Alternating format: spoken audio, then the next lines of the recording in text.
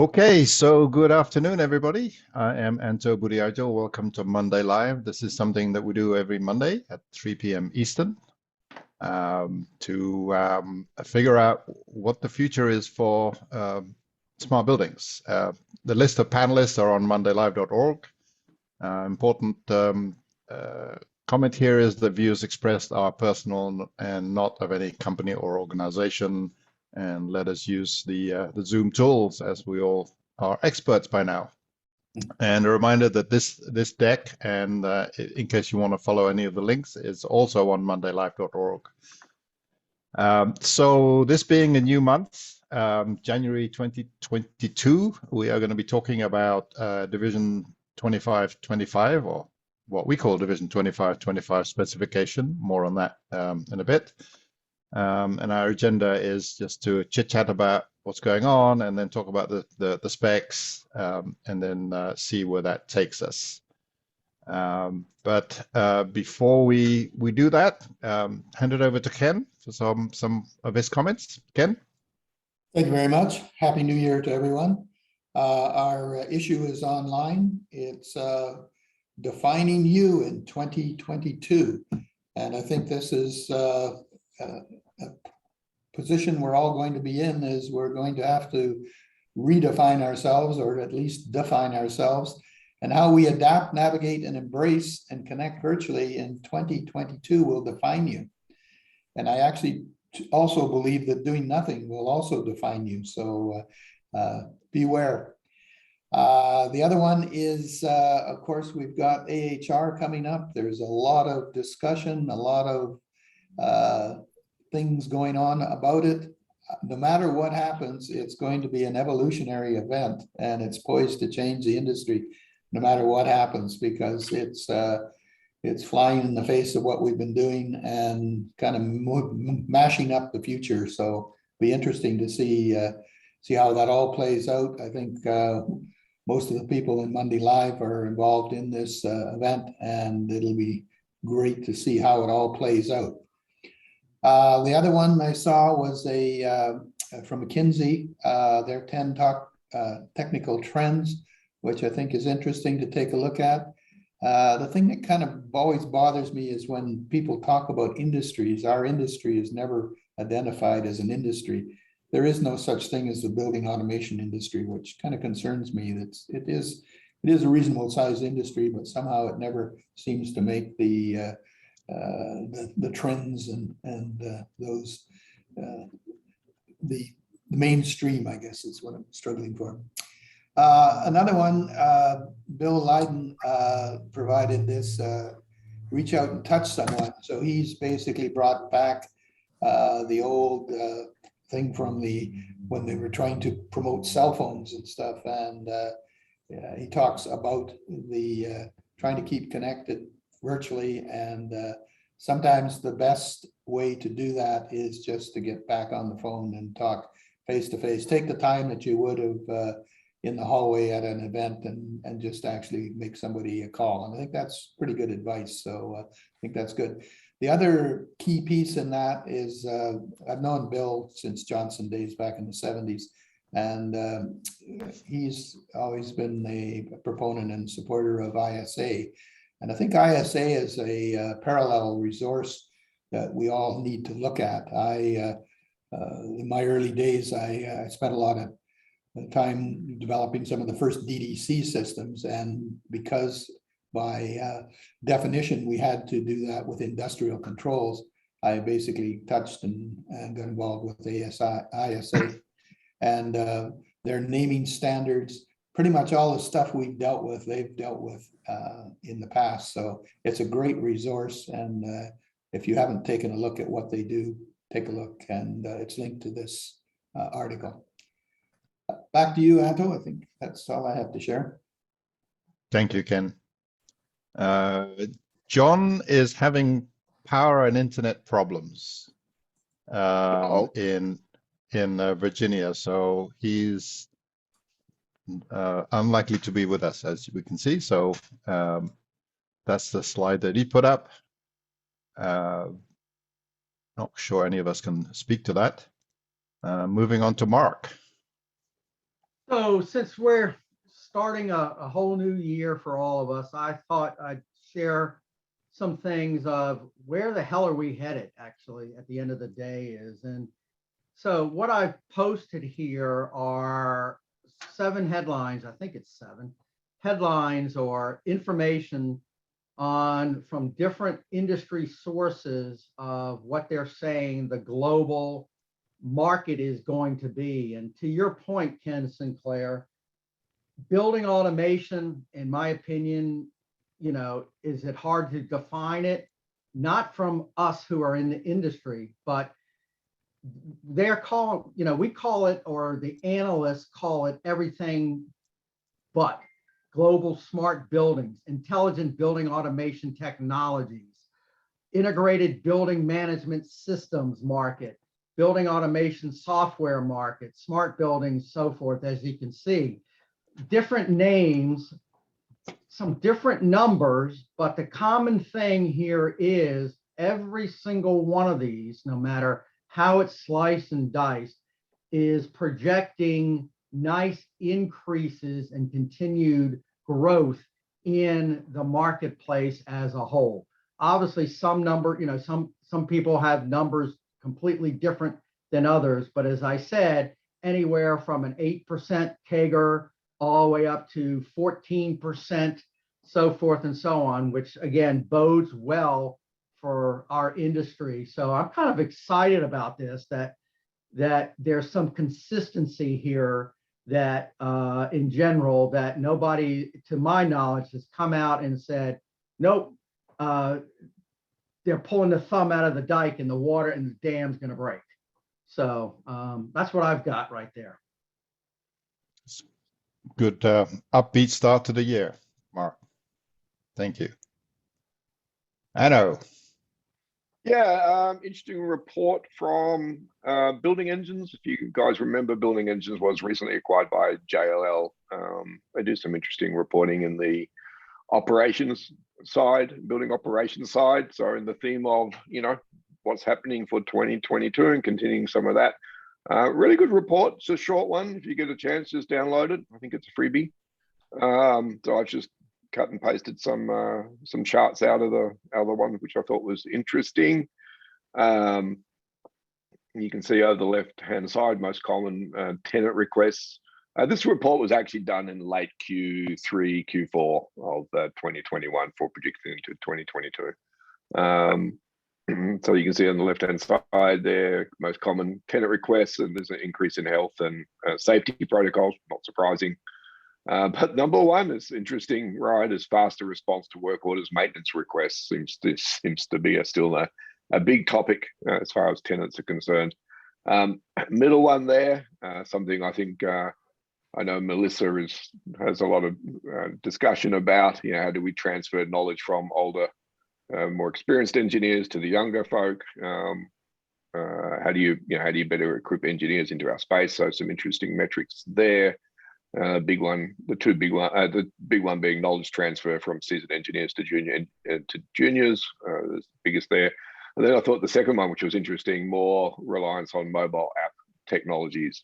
We don't see much of that in our space, right? Which is kind of interesting. And the other chart I pulled was top priorities for tech stack enhancements. Tenant experience, big focus on tenant experience. Energy management, overall building operations is in number 3. So interesting, some interesting charts. If you get a chance, pull down the report. Not a long one, like I said. Provide some interesting metrics. There is one chart there that I didn't put on that did show what was the building owners' expectations on an investment in technologies going forward. More than half said they're keeping their budgets the same, and another 40% said an increase, and only about 20% said there might be a slight decrease. So there's a pretty upbeat interest in maintaining, or if not increasing, budgets for smart building technologies. So, oh, good trends. Thank you.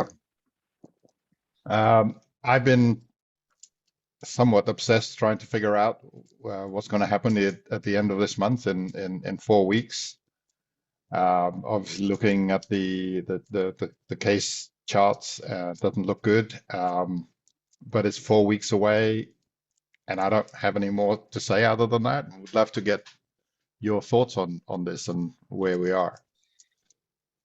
Anybody want to chime in? Well, I We're think, pro- you know, Go ahead, Mark.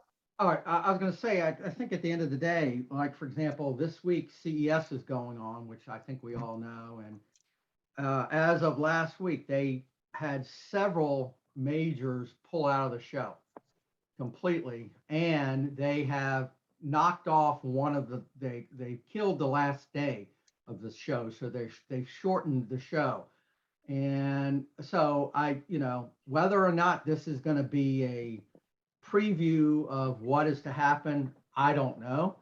But I will say this from my perspective and my organization, we're going as is. We're going. And, I think that the thing that people will, take heed on will be the wearing of mask and some type of social distancing a little bit within the booths themselves or the exhibits and things like that. But I see it's going. I see David just sent a message, David Katz, we've canceled exhibiting. So, who knows what's going to happen? I guess the jury's out, none of us are genies who can predict this. That's for sure. As I pointed out in my talk there, that it's going to be an evolutionary event. And I think just because what is happening is what is happening, and it's something we're all going to have to adapt to. The other overlying thing is that it was designed as a face-to-face with not a hybrid component. And I'm thinking that may not have been the best plan. We've kind of slipped a virtual component into all of our sessions by just simply having another computer looking at the session and basically bringing that out. So I think it's basically adaptation and survival where we're at. So we need to figure out how to do this. We can't ignore it. It's always going to be there. We have to figure out in the future, how are we going to do this? And the virtual is becoming the fallback. It's an unusual thing. It was the go-to before, or it was a workaround, but it's now becoming the thing that has stability. And just to build on that, Ken, from my side, I'm hearing a lot of internationals who, are not going, and that's going to be a big impact because they usually have a large international contingent, especially when it's somewhere like Vegas, come to the show. And like David, just going across the border is difficult. Globally traveling to Vegas is a big challenge. So I know a lot of the internationals people I'm talking to are not going. And they're expressing disappointment that there was no hybrid. That would have been a good backup for an international contingent, right? I mean, to have some content, delivered as a hybrid, and they're pretty disappointed by that. Well, it's mostly a trade show, so it's hard. That part we know doesn't work as a hybrid. So, right. Sorry, Jim. I was going to say I would be thrilled if they would postpone it for 1, 2, or 3 months, if that were possible. I'm hearing from not only internationals, but large Fortune 500 companies that from a liability standpoint, they're not very interested in sending anyone. I could imagine the place being a ghost town. So I would be thrilled to, I don't think they have to cancel it, but postponing it so that it doesn't coincide with this current peak would make a lot more sense to me. Yeah, from a health perspective, the U.S. and most of the Western countries have bet the farm on vaccines, and now it's shown the vaccines don't actually prevent the spread of the virus or protect you from getting the next version. So it's a real problem because we've not taken seriously any of the upfront treatments that have been available. They've all been demonized, and they are very effective. So unless there's a change in thinking in that regard, so that people get treated early if they get the symptoms. But the problem is the minute you are detected with COVID, you have to isolate yourself. So that means anybody who's traveling is concerned that their job's going to get impacted if they catch it, which is very easy to do right now because we're in flu season. So this is the time when it's very easy to spread a virus like this. So, but our whole approach to betting the farm on vaccines has not worked and will not work. And we've got to have a fundamental shift in how we treat this problem. And it's not by getting everybody vaccinated with booster shot after booster shot. That's never going to work. Okay. I'm pretty sure that a lot will get clarified this week. I hope. Pretty sure that I hope. So we'll touch on this again next week, next Monday. Any other closing comments before we move on? Talk about specs? No. All right. So we're talking about Division 2525 spec. So some of you may be saying, what is Division 2525? You've never heard of that. You may have heard of Division 25. So let me explain a little bit by way of an introduction, and then we can open it up to a conversation. The MasterFormat, which is really the body of work that all of this is all about, was created back in 1975 by an organization called CSI. It originally consisted of 16 divisions. Each division is a specification of a part of a building. Think of concrete, steel, beams, etc. In 2004, they expanded it from 16 to 50 divisions, and as part of that, they created a division called Division 25 called Integrated Automation. And the whole idea for that is that that's where all of the integration of the different systems would occur. I found the very first mention of Division 25 in automatedbuildings.com in February of 11.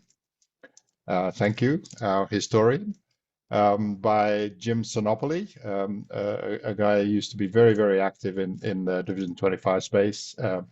He wrote an article called Designing an Intelligent Integrated Building System, and you can see it on that link. And his comment back then in 11 was the industry reaction to the use of 25 has been generally been subdued. Okay. We know that.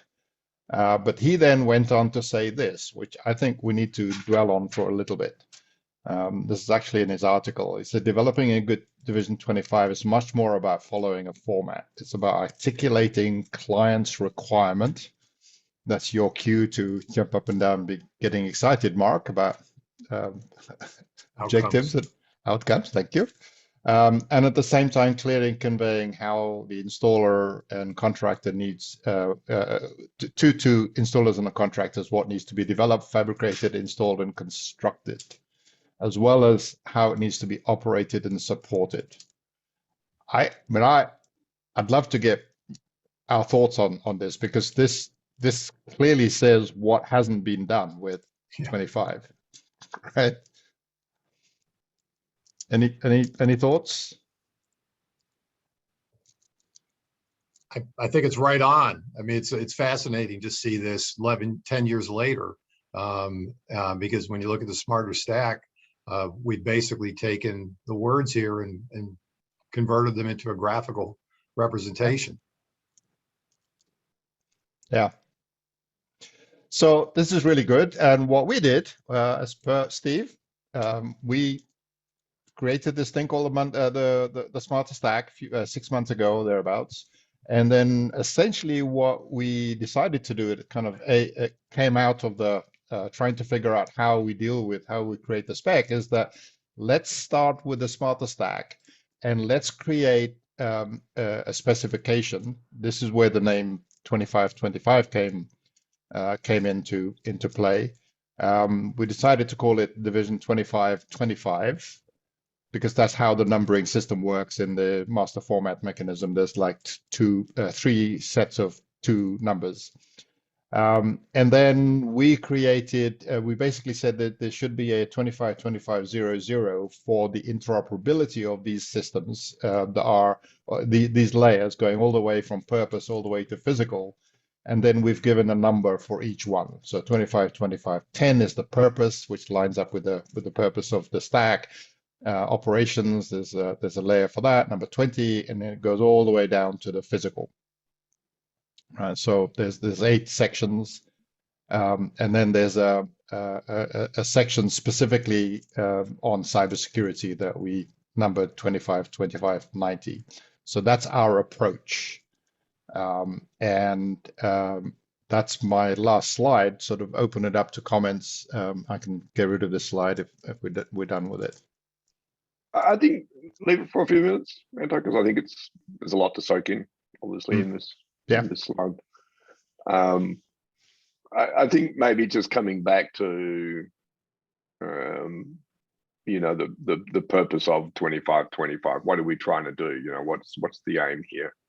And I think it, you know, as we've gone through this graphic in the past and how we've overlaid, we've had several sessions where we've overlaid, you know, different people, different companies have overlaid their technologies onto the graph, and we've seen a common theme of how everybody's different. You know, there's different pieces and stuff, but the tool starts to pull us together in a direction that starts to help us communicate what's going on, right?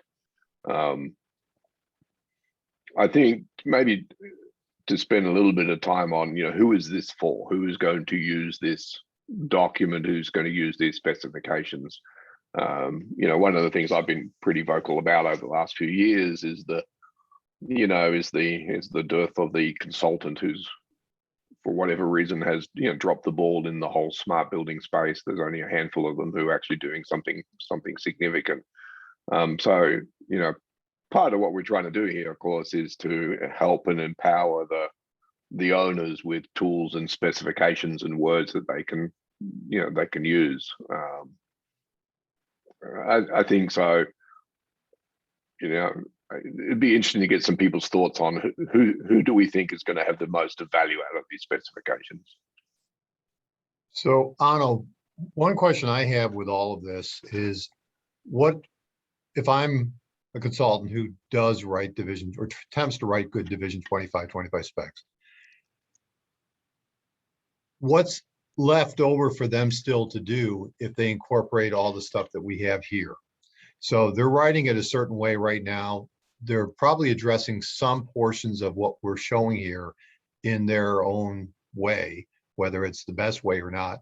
But at the end of the day, what else do they still need to do to get out a division 25 spec that we're not doing?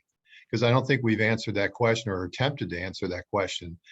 Because if ultimately we created a complete division 25 spec, and I don't even know if that's possible given the uniqueness of every project that comes out, but at least conceptually, if you block diagrammed out what is contained in a division 25 spec, the 25 that we're talking about would be a portion of, be 1 or 2 or 3 blocks out of however many blocks there are. But we haven't had a discussion about what a division 25 spec should contain at a high level, and then what pieces parts we're trying to address with this. Yeah, I agree. I think, and yeah, to your point, and you know, how if we've done everything, is it really then just a matter of slapping a logo and a front page and an introduction on it, Right? Yeah. And submitting it, or is there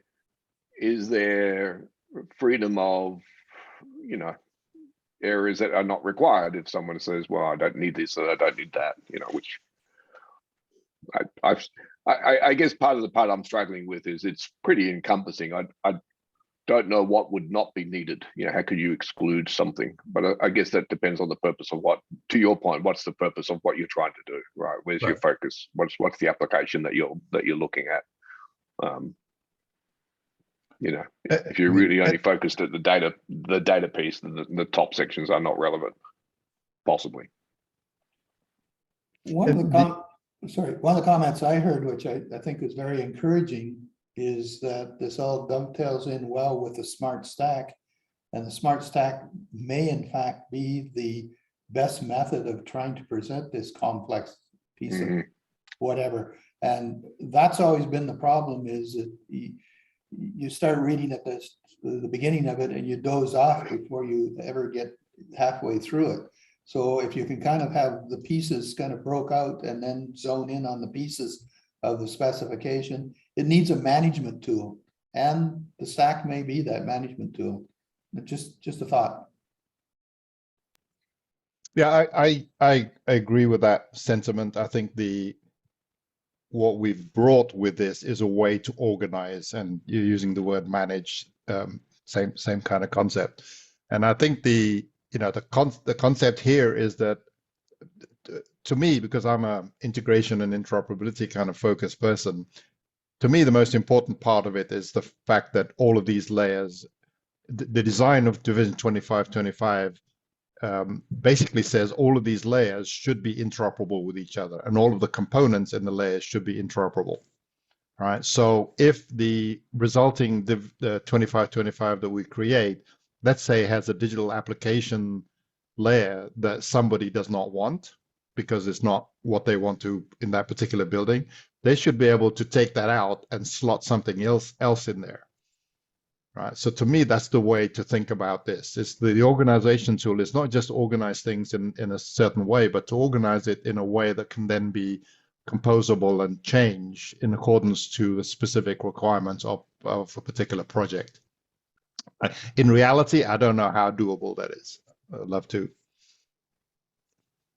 It's much easier talking about a block on the stack than it is talking about 3,000 words, obscure words trying to describe something. I think that's what we all get bogged down in, is we need to put these in little bins and boxes. So package it. It needs to be packaged.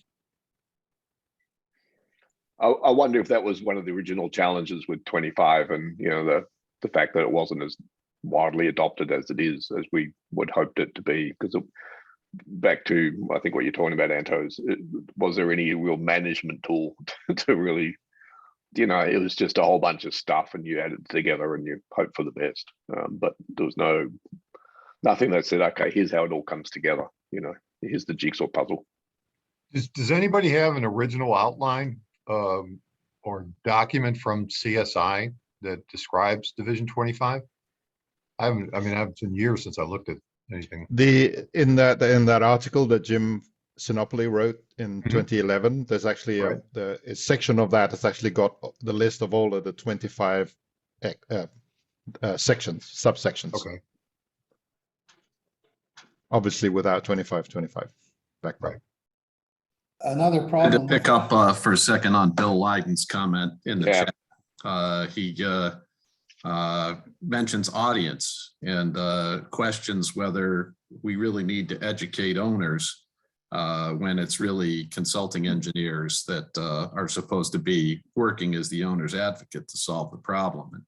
And my comment back to Bill is that the consultants have abdicated their responsibility for this sector for at least the past 10 years, if not more.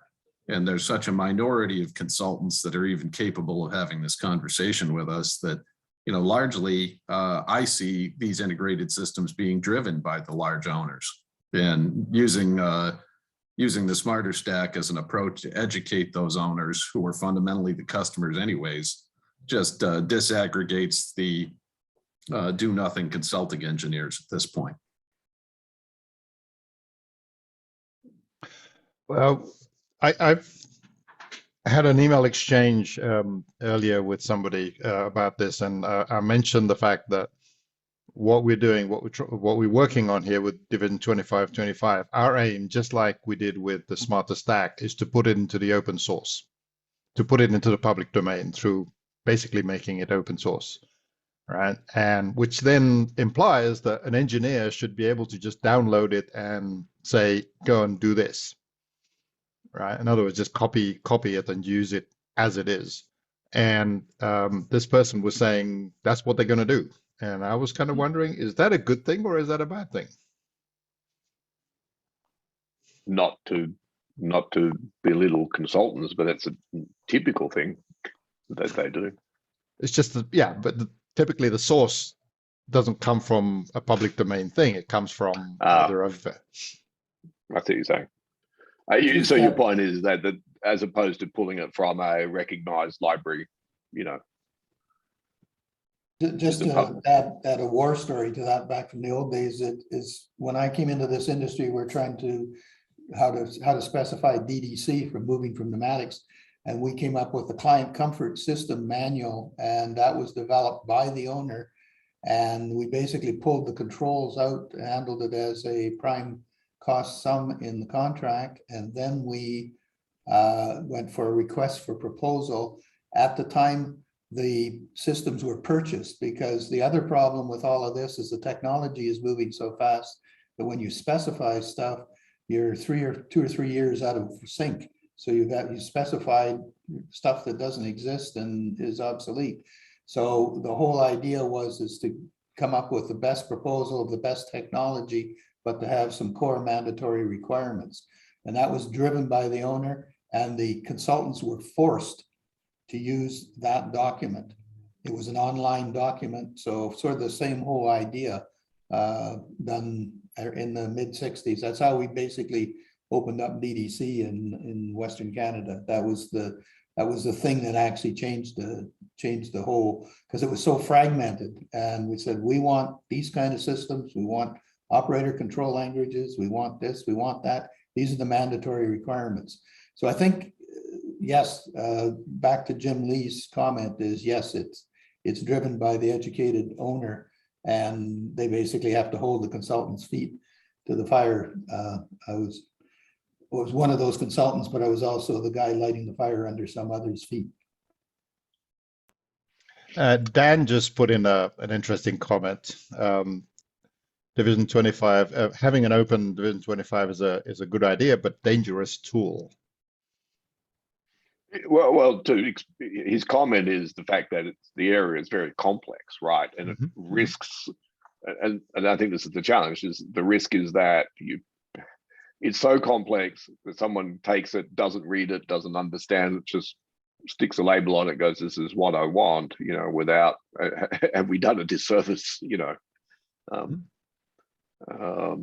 On those lines, Anno, is the old adage, nobody's ever been fired for buying IBM or whatever, going back in the old days.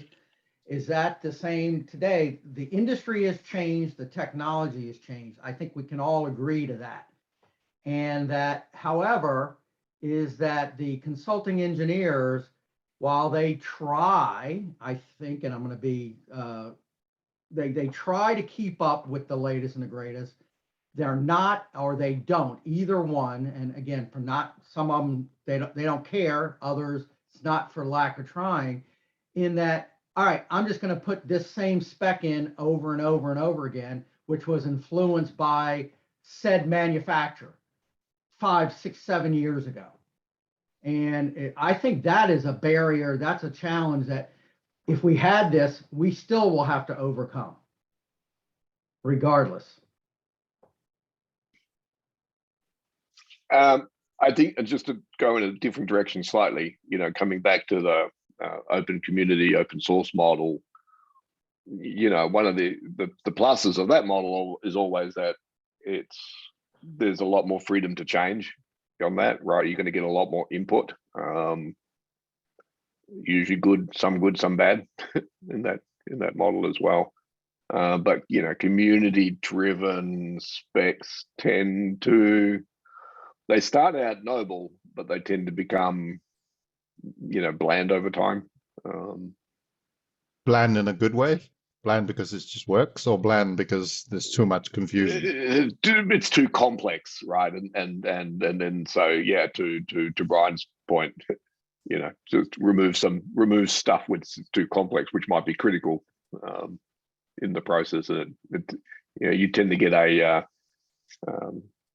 common themed approach.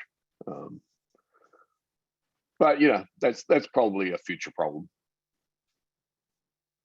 So I was reading Synopoly's list of all the things that are Division 25, and it's very product heavy and sequence oriented. And at the time, it didn't actually, if you will, solve the problem of describing how to interoperate anything. And so we're trying to solve that problem 10 years later by saying, this is how you do it. You've got to have these things in place if you're actually going to interoperate whatever systems you want to tie together. So I think we are advancing the industry by doing this, and you're giving the community a way to just, to specify what you need to do, because the current Division 25 spec doesn't really cover the things that we have here from what I just scanned. Does everybody agree with that? Yeah, I agree 100%. Yeah, Stephen. I think that's in the vacuum of nothing, this is something, right? yeah, right. That's basic, exactly. That's what I'm saying. But the nothing is that the interoperability component of it, Right. because all the pieces. And so going back to the earlier question, if somebody doesn't like it, they're going to change it. Is that going to happen to the interoperability component? Probably not. It's more likely going to happen to the pieces that are being made interoperable, which is fine. I think that's an important piece that always gets missed in specifications. Specification always assumes that the person writing the specification has a clue of what it is he's doing, which is never a good assumption. And what we found is the answer came from the combined wisdom of all the vendors and basically understanding their products. And basically the vendors educated us, and we went away and we formed a higher court, and we decided which of their features became mandatory. And of course, the other problem is nothing's equal. They're all completely different. And that's even getting worse now because people are going in such bizarre directions that the products don't even look anywhere close to each other. So we need a feedback loop to let the vendors drive this process. And I still vote for mandatory requirements rather than specifications. I think that one of the most interesting things about the smarter stack, this whole area of Division 25, is that we're going from a world where, once again, this whole process was used for capital procurement up front, to a world that's so dynamic that many of these pieces are changing over time. So completely trying to eliminate the risk by specifying everything carefully when the pieces on the chessboard are going to move, 20 times over the next 10 years is a very difficult problem. And I think that, from the standpoint of the smarter stack or the industry as a whole, that recognition that lots of these things are not capital items will never be solved by capital and upfront planning because of the dynamic nature of the world we now find ourselves in. And we need to take that into account when we look at how to plumb the smarter stack and how people think about the business. You're not going to think about how cybersecurity is going to be solved for the next 30 years. Be lucky if you can have a 5-year time horizon on that. That's just one element that fits that mold. That's a great observation. And the fact that controls are no longer bricks and mortar, they are floating. They are basically able to be replaced in a few years. And we like that. And we're also seeing, we're on the tip of the controls now existing in the cloud, and we just have Smart IO. That's basically in Scott's article this month. He basically talks about that concept.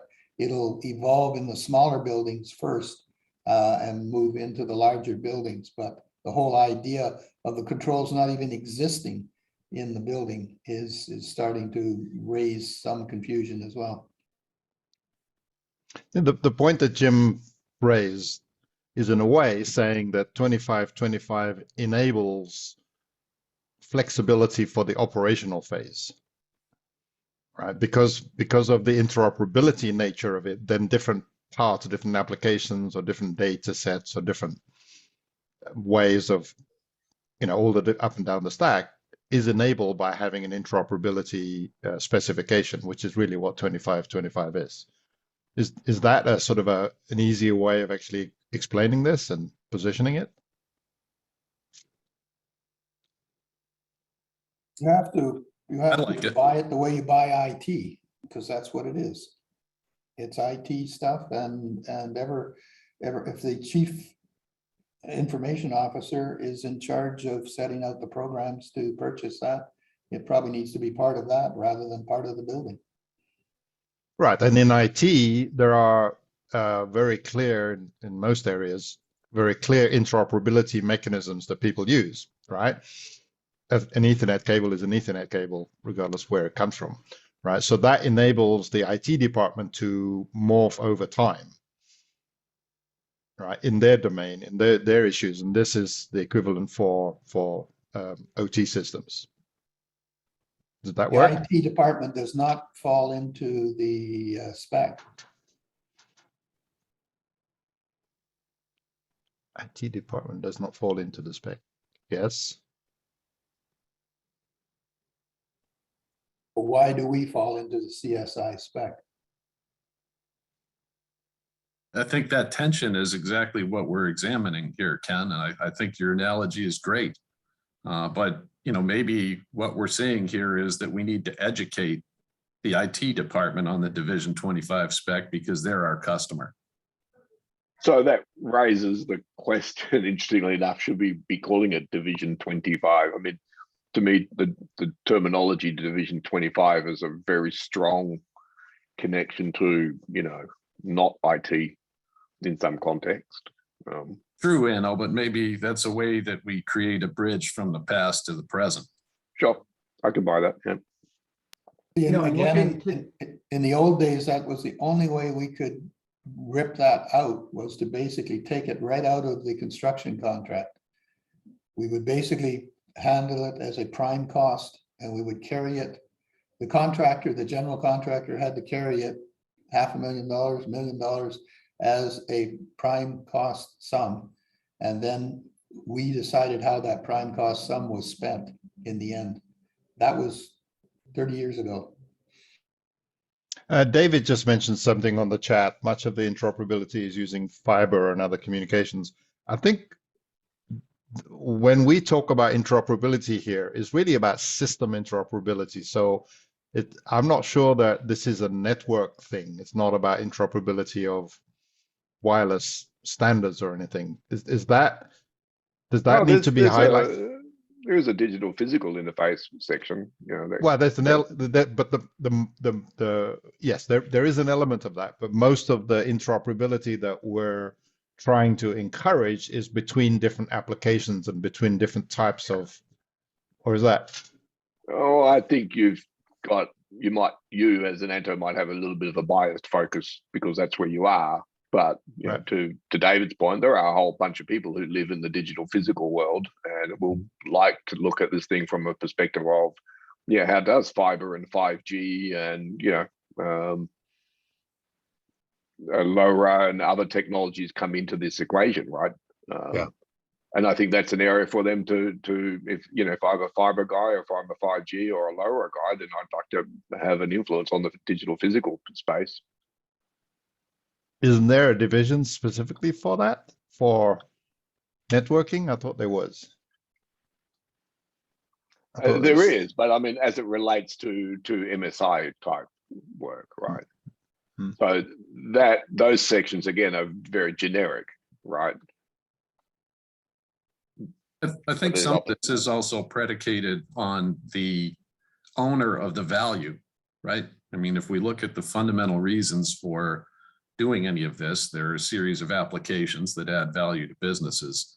And to some extent, the owners of those value silos are the customer here. Right. So if you're saying that, IT is not going to be very interested in maintenance management because it's not their job to take care of the building, you would be correct. And I think that, therein lies the rub, is that we're crossing over many, many silos. We're providing application value to non-traditional and traditional players across this whole stack.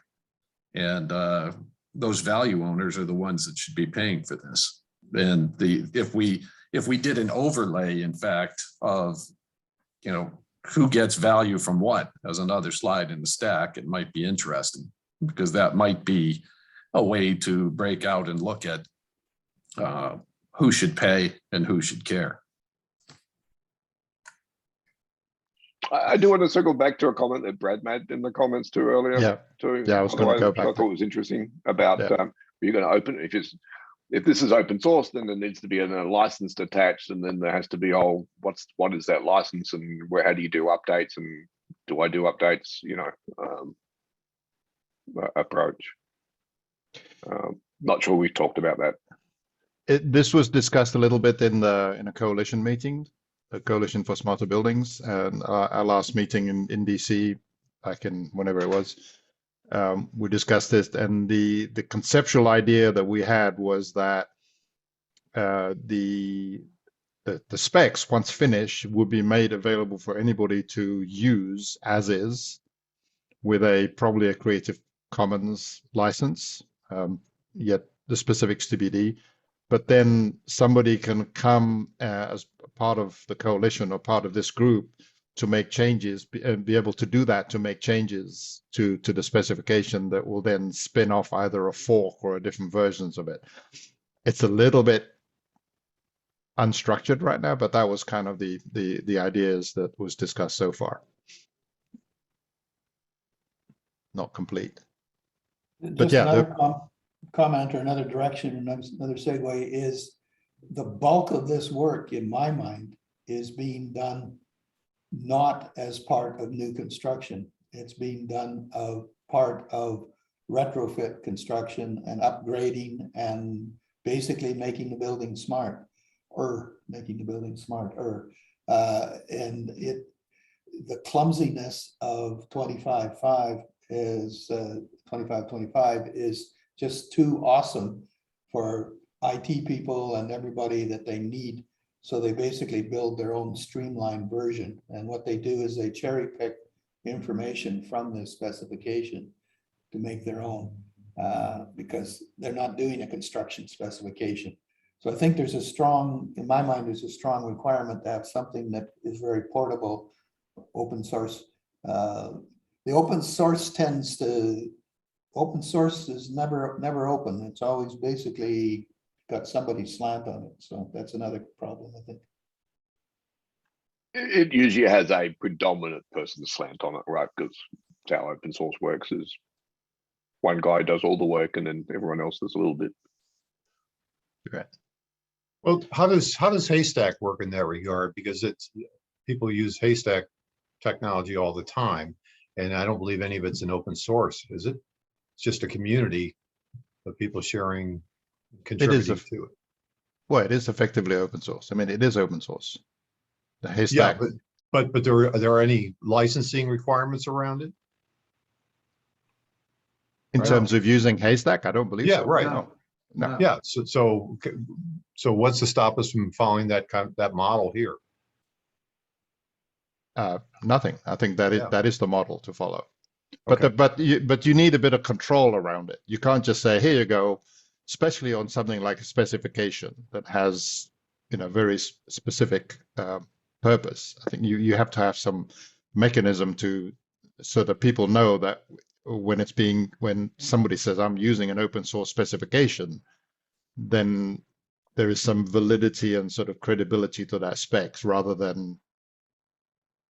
Yeah, but the way Haystack does that is they control through membership and who gets to contribute, and there's an approval process, right, Mark, for everything that gets submitted? No, the membership is completely different. If you want to contribute to the certain subject or whatever within the methodology, anybody can do it. Mhm. It's open. Go for it. Okay. But at the end of the day, it goes in, and ultimately it's added to the specification, or it's not. Whoever owns the working group ultimately makes that decision with the rest of the members of the working group. Does it go into the spec or not? Okay, but that there is an approval process at the working group level. Yes, that is correct. That is correct. Okay. That's correct. Which we kind of, I mean, we do have in a way. We're not as structured and not as formal, but we do have that mechanism in some. initial basis anyway. Jim, do you want to spend a couple of minutes just talking about, and you've been doing a lot on the analytics side of this, and I know you've been working with Jim and others. Do you want to just sort of give us a hint as to the process that you went through and the collaboration that's going on? Sure. So I think that, to start out with, what we're interested in is separating out the rhetoric from the substance. And, if you look at an industry like analytics that we've been all pursuing now for 20 years, there was a certain vision that we started with. Many players jumped into the market. A lot of people had substance, a lot didn't. And the question is, after a while, what happens is that the market gets dragged down by people that have nothing and charge nothing for it. And so by creating a spec which creates table stakes or some reasonable standard of what the term analytics means, we hope to create an industry that benefits not only the players in it, but the customers as well, and ratchets down the noise. So anyone that can put a meter on a screen is now not capable of meeting the definition for analytics. So what we did is we canvassed a number of vendors and came up with a least common denominator straw man. And then we all worked on it to make sure that we stripped out anything that was particularly proprietary to any company, with the thought that they're certainly free to put proprietary things back in the spec they use to sell. But at least we agreed on a common definition for what analytics would mean. And I see that as sort of a template for what we can do across the board, which is not mandate anything. We have a group of competitors working in an open way to create a framework of what's real and what's not. And that can evolve over time. But that's basically the processing. Thanks. The other thought that I had was how are people more broadly that's involved in specs, generally speaking, like vendors, like control system vendors and other vendors, how is this going to be perceived by the sort of that broader audience, not the target audience? We've talked about that.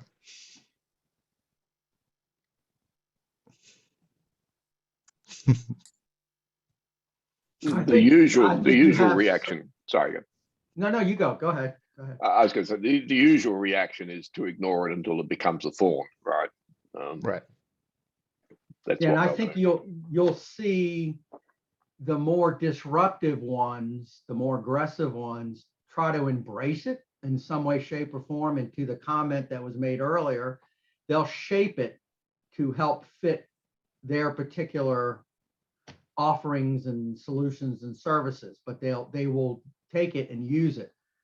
Others, such as the old SteadFad ones, we all know who those can be, will fight this tooth and nail. I primarily see it as a tool to educate owners and stakeholders as to what the least common denominator is. And then what happens in the marketplace can work itself out after that. Mm-hmm.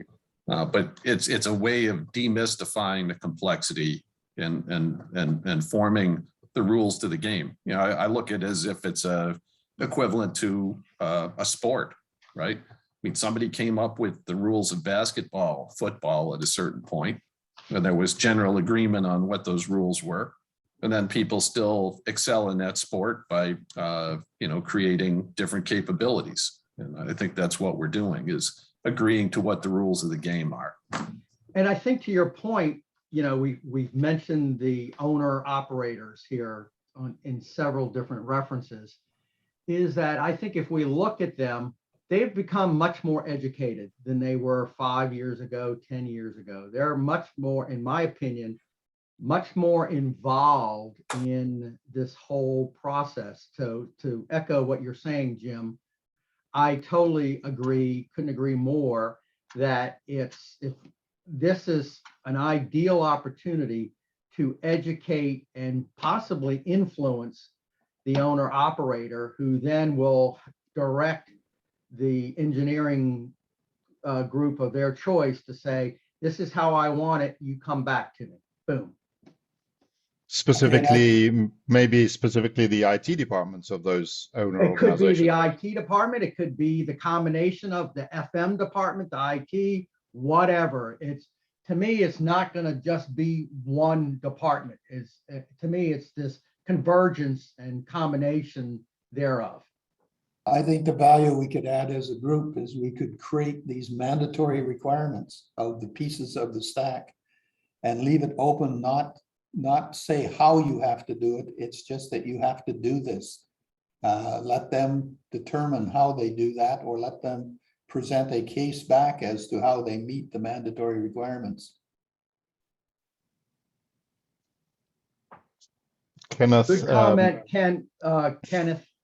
Why not reach out to those vendors and request feedback, and then tailor the marketing approach based on the proactive versus reactive responses? As a marketing guy, well said, Kenneth.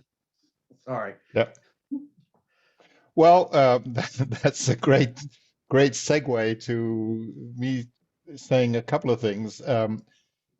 The objective of this group and the coalition, we're obviously working with the coalition on this, is to have a minimum viable product version of this 2525 spec by AHR, assuming all of that goes as we talked about, and then to be able to socialize it, to actually have something that it won't be finished, it won't be complete, but it will have all of the pieces, so we can actually show it to people and talk about it. And maybe that's the time to do what Ken just mentioned towards the end of this month, to do that in Vegas or not. And we hope for Jim Lee's solution of that they delayed the AHR event, which would give us more time to put this together. Yeah. So this has been great conversation.